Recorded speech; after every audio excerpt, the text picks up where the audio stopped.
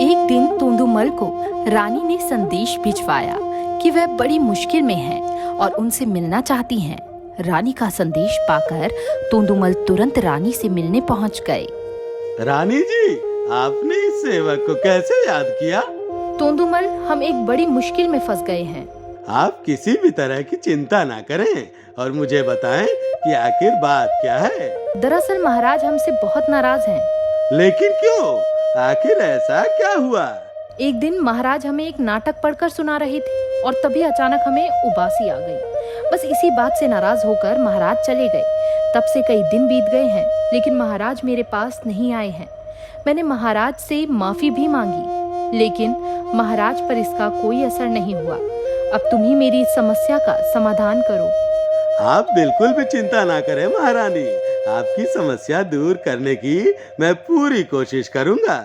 इसके बाद तोंदुमल दरबार जहाँ पहुँचे, महाराज वीरभद्र राज्य में चावल की खेती को लेकर मंत्रियों के साथ चर्चा कर रहे थे।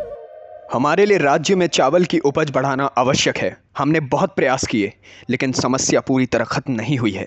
तभी अचानक तोंदुमल ने चावल के बीजों में से एक बीज उठाकर कहा, महाराज, अगर इस किस्म का बीज बोया जाए तो इस साल उपज कई गुना बढ़ सकती है। क्या ये बीज इसी खाद के जरिए उपजाया जा सकता है?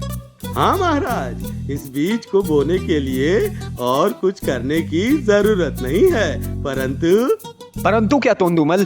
शर्त ये है कि इस बीज को बोने, सींचने और काटने वाला व्यक्ति ऐसा होना चाहिए जिसे जीवन में कभी उबासी न आई हो और न ही कभी उसे उबासी आए। तोंदुमल की यह बात सुनकर महाराज भड़क गए। तोंदुमल, तुम्हारे जैसा मूर्ख व्यक्ति मैंने आज तक नहीं देखा। क्या संसार में ऐसा कोई होगा जिसे कभी उबासी नहीं आई होगी?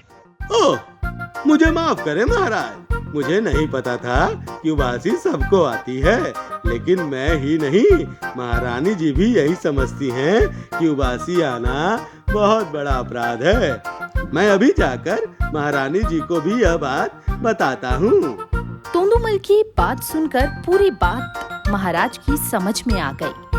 वह समझ गए कि तोंदुमल ने यह बात उन्हें सही रास्ता दिखाने के लिए कही थी। तुम रहने दो, मैं खुद जाकर यह बात महारानी को बता दूंगा।